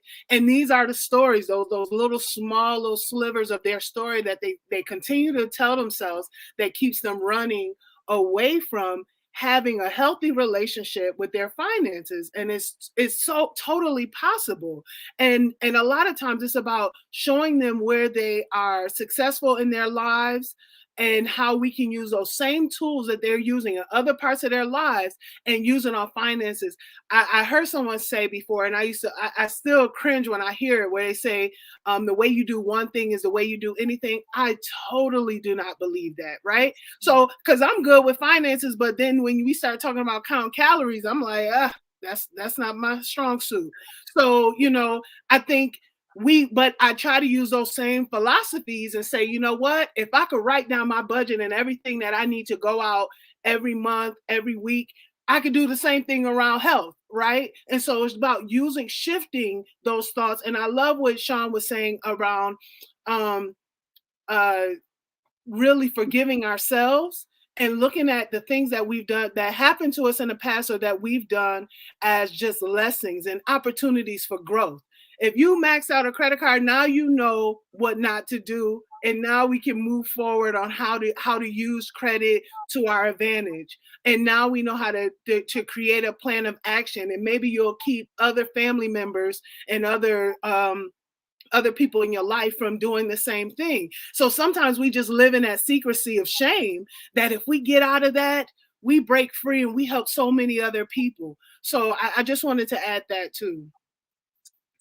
Wow, we are on fire over here. I want to pause for a second and talk about forgiveness. And you sort of came back to this.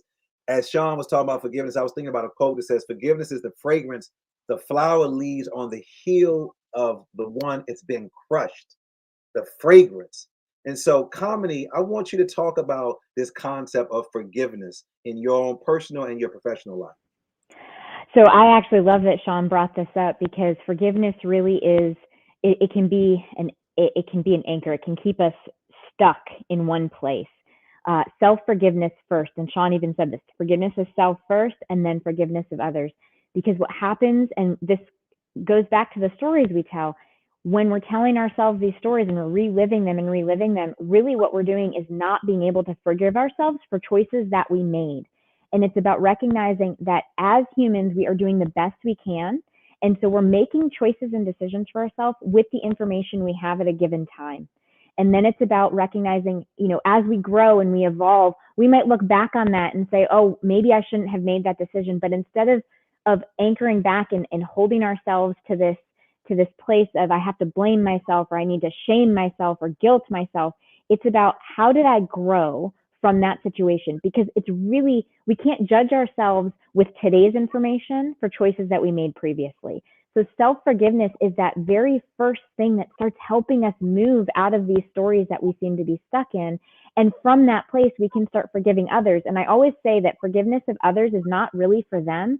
It's about helping ourselves. It's a self-full action where we can release ourselves from the past. And I love what Sean said about when we stay in the past, we die in the present. I mean, that's just, I'm taking that one with me. I love that teachers are being students. That's what we need to see. The people that are at home, the teachers are being students right now, because I assemble some of the dopest people on the planet. Now, I know, Simone, you want to respond to the same thing that Sean talked about forgiveness. Yeah, absolutely. I think, forgiveness of ourselves definitely needs to come first. I mean, we are human. We make mistakes on a daily basis, or at least I do. And realizing those are just bumps in the road and it's not something that's going to prevent us from growing as a person. I think that's so important to look at that first. But forgiveness of other people, when we forgive someone else, it really is back to us again, because when we don't, we have this negative piece that just sticks with us. And a little story I will give you that from when my youngest daughter, Millie, she's from Ethiopia. She was in kindergarten and she was playing on the playground with her friends. And another little girl walked up to her and said, you can't play here. You can't play with us because you have black skin. And okay, so that was a moment, right? And Millie came home and we talked about it. Obviously, it's not just kids being mean on the playground. There's more than that. But it was really a conversation about forgiving that other person for not just what she said, but the thoughts and how to help other people by teaching them what's important. And what, for me, one of the coolest things was 3 years later, my daughter and this little girl became very good friends. And it was only because Millie was able to push that out of her heart to really forgive her and say, here, let me help you. Let me educate you on this. And that's what I'm really big about, is that if you have a question, you should ask it, because if we don't use our words, we won't know what to say in the future. Use your words. Use your words. I remember teaching my children that. It's so interesting, Simone and Sean, I know you want to jump in, is that I tell people, kids learn about politics, they learn about behaviors, they learn about boardrooms on the playground. Before they get to the Situation Room in the White House, I've actually been in there. It's a real place. I'm not talking about Wolf Blitzer on CNN. Before you get to the boardroom at whatever organization, you learn how the dynamics roll on the playground. And it's our job as parents to then observe and see how they engage one another, and then to be helpful and support them when it's time to come on in. Come on in, Sean. What you got to say? The power of forgiveness that I've seen is that it has enabled me to move from a victim to a victor. That's huge, because a lot of times when we're in an actual victimized mindset, we don't move forward. We want handouts, or we want entitlements, and and the list goes on and on.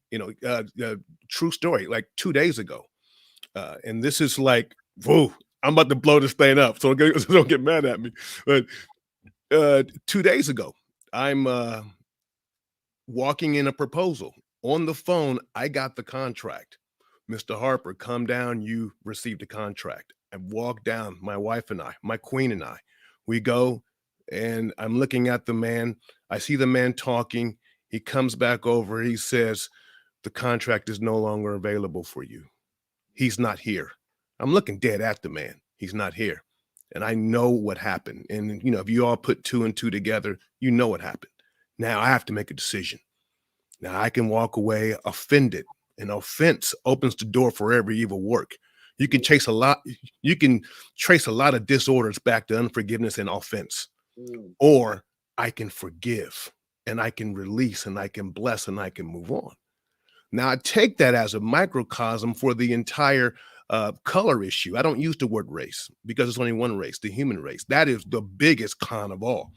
We're all the same, okay?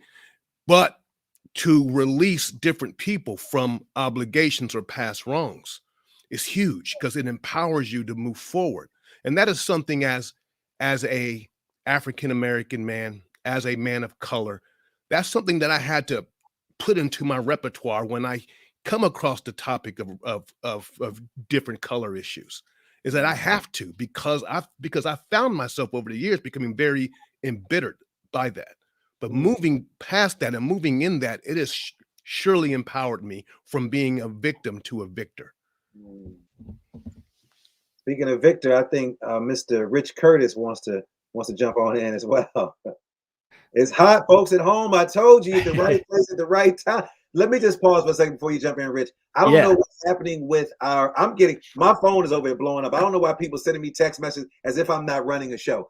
I don't know why it's on live on Facebook, and it's actually on YouTube, but for whatever reason, they're unable to send their comments. So people decided, let me just send the host the show, because they got the back door, Rich. So they got the back door. They want to send me some questions and some answers. But let me just tell you this: the people that are sending me questions and the people that are sending me contact accolades, they are praising everybody in this room. Comedy, Simone, Rich, Shantae, Sean, I am getting nothing but praise on this call. So I'm so glad that we did the right thing at the right time as we kick off the new year. I didn't mean to cut my brother Rich off, but Rich, I need to say that because my phone is like blowing up over here. People are sending me messages, and we'll figure this thing out with YouTube later on. But people are able to hear and see the show, but they are unable to leave a comment. Go ahead, Rich. I want to get back to something in Simone's story, but it feels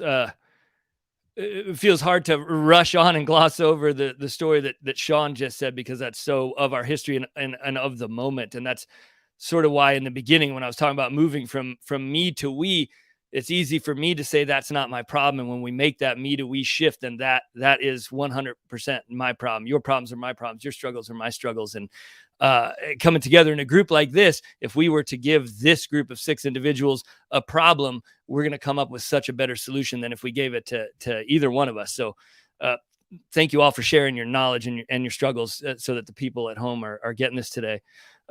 But something that was so important about Simone's story that I didn't want to get lost is that she was teaching forgiveness. Guilt and shame are so easy, so knee-jerk, so learned, right? Like I was the youngest of 5 Irish boys with little 5-foot firecracker of an angry Irish mom. Guilt and shame rolled off the tongue like you wouldn't believe, right? She could dish that out like a dragon breathing fire. But forgiveness isn't like that. Forgiveness is something that has to be practiced, has to be learned over and over again. So the stories of guilt and shame are so easy to write and so easy for our kids to write, and anger.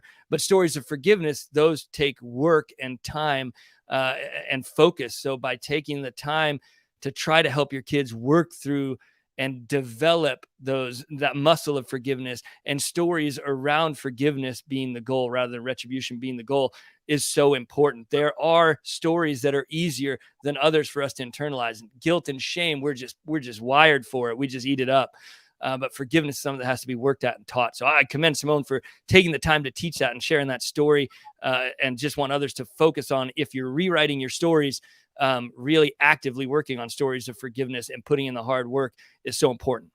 I appreciate that, Rich. So we're almost at the final hour, and we're going to have a wrap up soon, but we're not leaving just yet. And during that wrap up, these wonderful panelists are going to share all of their contact information, their platforms, their books, the classes that they're taking. But I want to move from stories to boundaries. So all of us live a public life, okay? We live a public life. I was in Jackson, Mississippi with my friend, Dr. Eric Green, who's the superintendent of Jackson, Mississippi, big school district, having a lot of issues. And Dr. Green is doing an amazing job. But he was sharing with us, Rich, he said that when he goes out to dinner, he just wants to go out to dinner. And he said it always starts out like this. Hey, aren't you the superintendent of Jackson Public Schools? And he's like, yeah. And he says, well, I'm out to dinner. Can this wait? And they always say, yeah, it's not a big deal. And they ask him these questions. And so as he was talking, I was thinking about me, is that sometimes I don't do a good job, Shantae. We're in the same state of setting boundaries. I have children, my kids. I'm walking down the street. Everybody wants us to talk and they want us to have a conversation. They want to do, and my kids have gotten used to it. Now they've gotten older. They just leave. They just keep walking. They're like, he'll catch up. He'll catch up. So as we think about boundaries, if we don't have boundaries in our lives, we live a life of chaos. And I know about that. I wrote a book called What I Learned in the Midst of Chaos. Boundaries, we know, are an important part of life, and having strong interpersonal boundaries is one of the best ways to show respect for yourself and for others. I think we would all agree. With that being said, I want to start with Kamini. What challenges have you faced that was caused by not having better boundaries in your life? Because I know we want to be all things to all people, right, Kamini? But we can't be that. So, Kamini, go ahead and respond to that. Oh, yes, boundaries. As a people pleaser, one of the hardest things to learn to say was no. And without feeling that I had to justify it, defend it, explain it, and that no is okay. For the longest time, I would just continue to say, yes, sure, I can do that. No problem. I'm fine. It's fine. Everything is fine. So learning to say no was a huge one for me personally. I'm still working on that. I mean, we're human, right? So it's a constant growth process, because there are moments where I'll be dragged back into it. But really, boundaries is about our personal boundaries, really setting them for ourselves. You know, what are our physical boundaries? What are our mental boundaries? What are our emotional boundaries? Things that we need to set for ourselves. And then it is also about communicating those boundaries with others. So we've got the internal boundaries that we need to look at, as well as the external boundaries. Shantae? Yeah, one of the favorite types of people I like to work with are usually those first generation wealth builders, maybe even grew up in poverty, and they are making strides, and then they find themselves in this place where family members, community, everyone is asking of them to help them out financially. And there's this push-pull where culturally we're supposed to help our families. We're supposed to, you know, be that person. When I come up, everybody comes up. And then, but trying to lift everyone up on one salary or even if you're an entrepreneur on the money that you're making becomes difficult. And then when you say no, there's friction that happens in relationships. And just working with people on one, recognizing, is there a secondary gain from always saying yes? Being that yes person, you feel needed, you feel wanted, sometimes you even feel loved. And sometimes if you say no, if that relationship falters, was it even a real relationship? And that could even be with blood relatives. Like sometimes just saying no can damage those relationships. And so what does that do for you? And so setting those boundaries becomes very, very hard. I went through that. And it's still something, even with comedy, what she said, I still work on it. There are times where one thing I had to learn to not do is being a resource giver is when I meet people, I always just want to give. Like that is how I form relationships of like, listening for the need and then trying to fulfill that. And there was that emptiness in me of where it was like, that was the only way that I was going to have any type of relationship. Just it could be friendship or whatever, is that if I'm giving and I'm constantly giving. And so setting those boundaries, there are certain steps that you can take to set those boundaries.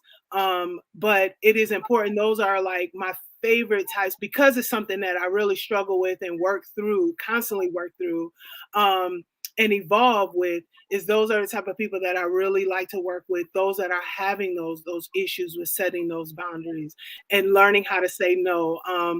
I was talking with someone and they said that no is my ministry. And I was like, I'm taking that. That's for real. No has become my ministry. Thank you. Simone, Sean, then Rich. No was a really hard thing for me for a very long time. And people would say to me, Simone, you always say yes. How can you say no? And I'm like, well, and then you have that feeling of guilt and it continues. And then you're still feeling guilty when you say no. And then I ended up saying yes after I said no, because then I felt guilty. And okay, I'm over that. That is not how I do things anymore. Because what I realized is that I go back to that question. Do you want to be doing this? Okay, there's not too many things that I choose to do in my life anymore if I don't want to do them. So saying, yes, I'm going to do volunteer work. I love doing philanthropic work. I mean, that's a huge part of who I am. But now I choose the things that I spend my time doing. We only have so many hours in the day, and we only have this one life. It is short, and we should be doing the things that we want to be doing. And it is okay to say no. It is actually a powerful thing to say no. And for example, my sister is coming to visit. It's a last minute thing. And she sent me an email last night. Here's my flight. I get in really late. And it's like Sunday night at midnight. And okay, I'm like 10 o'clock is pushing it for me. And so she said, I can take a taxi. And a couple years ago, I would have said, oh no, it's okay. I'll stay up. I'll get you. And I was like, that's perfect. This is here. Let me just remind you of my address. And I did not feel guilty at all. I just literally felt like, okay. And she was totally fine with it. So I think we have to give ourselves permission. It starts with us saying it's okay to say no, because this is not what we want to be doing. I hope hopefully she's watching the show. I was hoping you were going to say something wild about your sister who's watching this show right now. She's just gonna say, oh my gosh, I still can't believe you're not picking me up. And yes, I'm okay with that. Well, you know, it's interesting. I was watching Ava DuVernay talk, the great filmmaker, and I know who's coming up next, but she talked about the power of no. And there's a really, really good book out called The Power of No. And she says no without an explanation and no without a story. And I think that we need to get to that point where no is just what it is, because what happens is we can eventually get roped back into it. We're like, so Shante say, well, Lamar, can you do? Well, I don't really have time. To Shante was like, well, I'll do that for you. Well, just know without the story again, and then move on. Sean, what you got to say about setting boundaries? Yeah. So Setting boundaries for me, another word comes to mind that I've been wrestling with, but growing through, is compartmentalization. Learning how to compartmentalize, aspects of my life. And one of the things that I've learned to do is learn to say no so that I can say yes to. So I'm saying no today because I'm saying yes, I'll have time. I have free time for rest. I'm saying no to this opportunity. Why? It's because I'm saying yes to my wife. I'm saying yes to my family. And so I just complete the entire narrative. I walk it all the way out. And, it was funny because when I played professional football, there were athletes, and you can always tell the first year and the second year guys, right? Because they would bring all their entourage from their hometown, would fly in, and this person had a cell phone and just bleeding every single dime. I'm like, you know what? There's going to come a point where you're going to get to the third and fourth year, if you make it, to where you're going to have to learn how to say no. And you have to have the hard conversation with yourself. And the hard conversation with yourself is that everyone can't go. Everybody can't go to where you're going. It's like a space shuttle, right? You got the right and left boosters on the space shuttle. It goes so high, and then it releases the right and left boosters. What got it here can't get it there. It can't get to the next level. And so learning how to compartmentalize, learning how to have healthy boundaries, learning how to protect you, build you, love you, promote you is essential for winners to get to that next level. Definitely. Take us to the next level, Rich. And then we're going to bring Dr. Renee Horton back in. We're going to wrap up shortly. Go ahead, Rich. For me, maintaining boundaries really comes back to that story. And that story so many of us carry about boundaries is one in judgment. So if I say, let's send the kids outside instead of watch TV right now, the other parent thinks I'm judging their parenting instead of I just know my kids are going to go bananas if they don't go outside right now, right? And so because so often when someone draws a boundary with us, our reaction is to be worried and to think they're judging our behavior, then we don't want to draw boundaries with others because we don't want to make them feel judged, right? So for me, if I can get to the point where when someone draws a boundary with me, I cannot take it personally. I can realize it's about them and not me. And if I work on that every time somebody draws a boundary with me, then I can become a boundary drawing ninja in my own life because I can do it without the fear that they're going to feel judged or that I'm going to ostracize somebody or that I'm going to damage a friendship with my boundaries.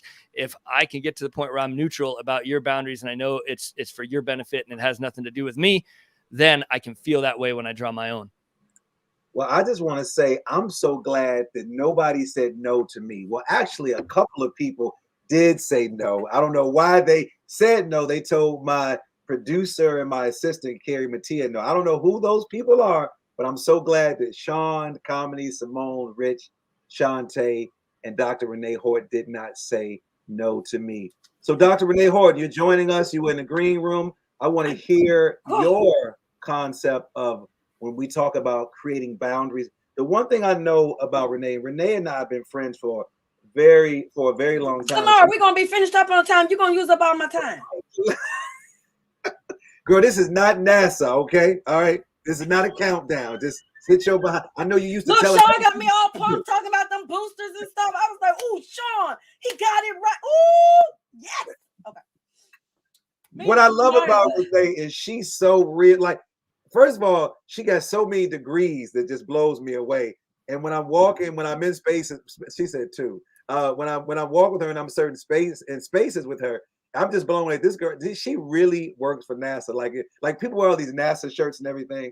But I was watching, you all could not see Renee. You can. Renee was she was waiting for me to bring her back from the green room. She was in the virtual purgatory. She was waiting over there in the virtual purgatory. We're waiting to bring her back in. So Renee, I want to hear your thoughts about setting boundaries. And then before my great panelists leave, I want everyone to share all of your social media, all the books and all the things you're doing. But Renee, I want you to talk about what does it mean to set boundaries? Because what I was going to say is Renee works in a very male-dominated world.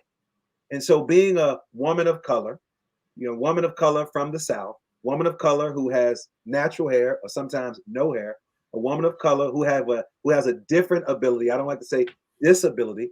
She shared with me many of the challenges that she's had working with these men and how she's had to set some of the boundaries of all the demands that are on her life. And so, Renee, Dr. Horton, I want you to just share, what does it mean for you to set boundaries? And I'm going to bring in everybody else to then give your closing remarks and your comments. Dr. Horton, go ahead. I'm gonna say this. Kudos, guys. This has been amazing and very powerful. Some friends of mine have been texting me like, yo, yes, yes, yes.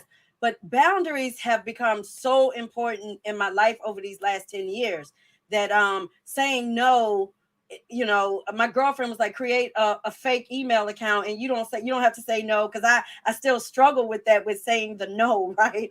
And then she was like, create a fake account and you be your assistant and say no. And so my no's originally would come from a different account. Like, we're sorry, Dr. Horton is not going to be able to do that. And I was still struggling with it, but I was struggling with that on my own. So if y'all get that fake email, you know, I really wanted to tell you no, and I just couldn't do it. And so even when I was at the job, now the job was really different because I go in like a headhunter at my job because I don't show weakness at my job. And so having to tell them no was like, no, it is not going to happen. And they would leave there and go, well, Dr. Horton said, no, it's not going to happen.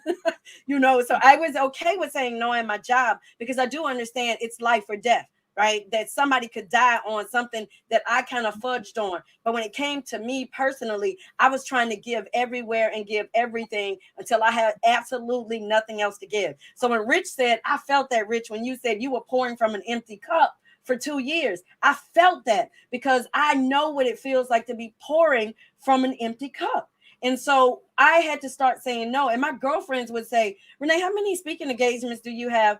Now, mind you, I still put in 40 hours at work. And then they say, how many speaking engagements do you have? I'd say, I have 4. My girlfriend would say, anything else that comes in, you start to say no. And so one time I said, I apologize.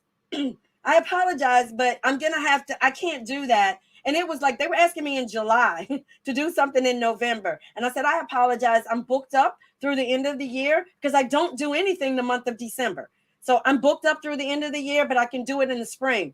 Well, January 2nd, the guy was, you said you could do it in the spring. And I had to say, I apologize. I'm actually booked through March.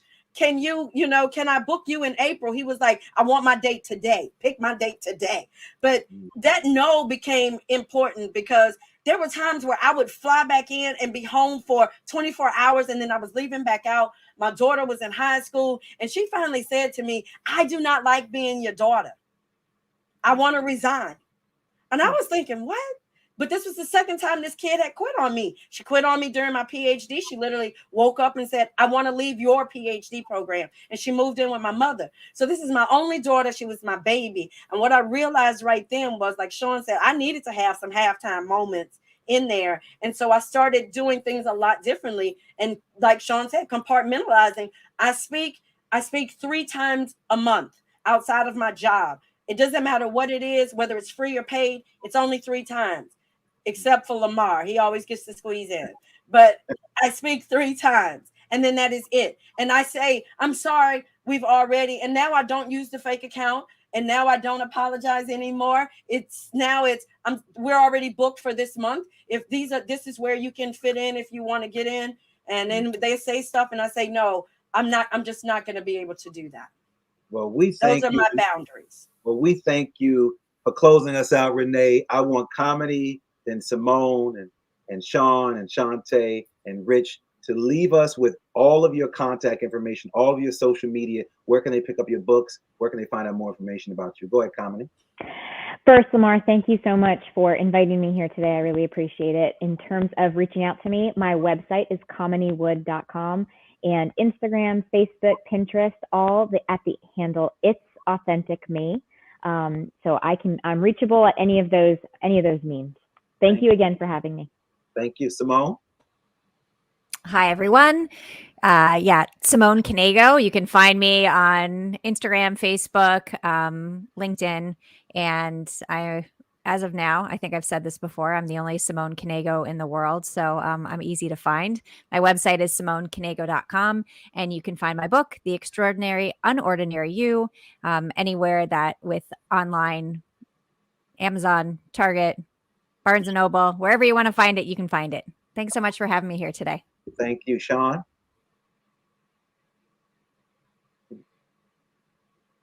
Sean is muted. Sean, you muted. SeanHarper.org. That's Sean, SHAWN, SeanHarper.org. You can go to my website. You get a free copy of my book, Winning by Design. I love to give. And that's my motto: live, give, and forgive. And my Facebook group is Winning by Design. If life is a game, play to win. Thank you. Shantae? Yes, yes. So you can reach me at readysetmerge.com or readysetmerge on Instagram or Facebook. Right now, we have the 4 responses to financial trauma that's on the website. And then we're also going to relaunch Saving the Seed, which is all about setting financial boundaries with families and friends. So feel free to check out the website for that. Thank you. Rich Curtis, and then Dr. Renee Horton.